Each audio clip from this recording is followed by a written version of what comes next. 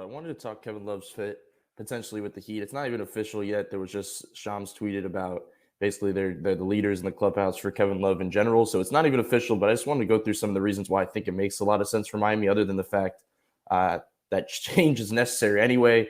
There's the reasons that he is a legit power forward that this team does not have, and he has obviously a track record of good shooting from the outside, which this team desperately needs. But there's two other reasons why I think it makes a ton of sense in terms of the offensive end of the stuff that they run. And it starts right here. I'm just going to show a couple of possessions of the stuff that he does, and it's basically just pick and pops. Like if you could just draw a two on the ball, Kevin Love's going to kind of just slip out, and he's going to just potentially be ready. This is what he made a career of, just pick and pops, catch and shoot stuff.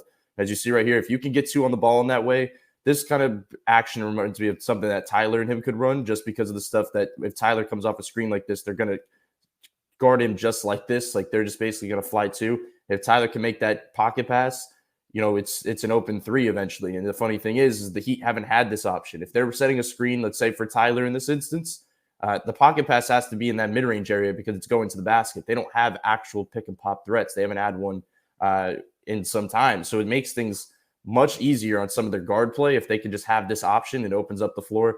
And especially it makes it easier if he's hitting shots like this consistently. And we'll see if that ends up happening. And then you see another one right here. If they kind of blitz out on a guy like this, he can kind of fly off and hit a three like this. But I think the part that makes this interesting, before I go on to the next one, the part that makes it interesting about pick and pops is the Jimmy Butler factor. There's obviously, I've talked about Bam getting pick and pops, and obviously it would be an incredible development if they could run that more often. But Jimmy Butler needs pick and pop options. The reason that they run so many guard actions for him and guard screens for him, one is he's best when he has a smaller defender on him.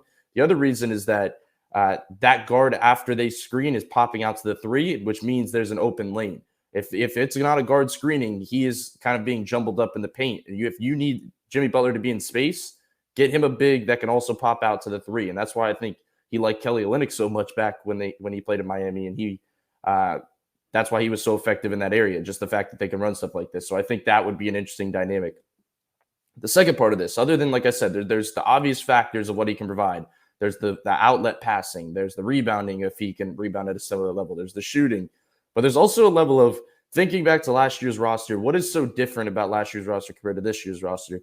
They lost, some primary mid-post threats. So if you look at this roster, there's only two mid-post hubs on this team, and it's Jimmy Butler and Bam Adebayo. Last year, they molded PJ Tucker for a good stretch into doing it. Markieff Morris in the small minutes he played could do it.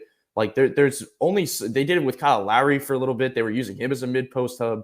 They don't really have any of that anymore. It's Jimmy Butler and it's Bam Adebayo. And the thing is about Kevin Love is he can be a mid-post hub. Like they can run stuff through him, as you see right here, just kind of get it to him and run some post splits like right here. And he can hit guys back door and cuts. Like in an emotion offense like Miami, that can be helpful. There's also the element right here. If you can just kind of get him in that mid-post, kind of kick out for three, he can play make in that way, can do different things from that area. It's funny because we talk so often about how terrible this team is without Jimmy and Bam on the floor.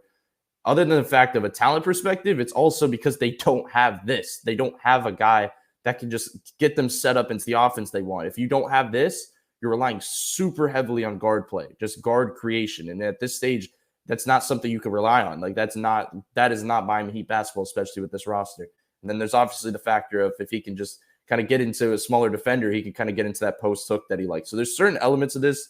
Like I said, there's obvious factors, but I think the mid-post stuff to get another mid-post hub is very important. I think the pick and pop stuff is incredibly important. I think the fact that they're going to use him as a handoff guy, which is something that Miami always utilizes with guys like this. I think he's the perfect DHO guy that they could utilize. And then there's obviously, I know there's been a lot of questions about him defensively, but Miami can make things work. If they play him next to Bam, they could put Kevin Love on the center and have Bam kind of be on that 4 range and kind of switch all over the place. If he's playing, kind of next to Bam or behind Bam, if he's the backup big, they're running a lot of zone anyways because of the roster that they have. Kevin Love can perfectly play the middle of that zone. So there's ways they could get around that. And like I've said before, Spo can almost like sleepwalk in a top 5 defenses, it feels at this point. Let him figure that stuff out.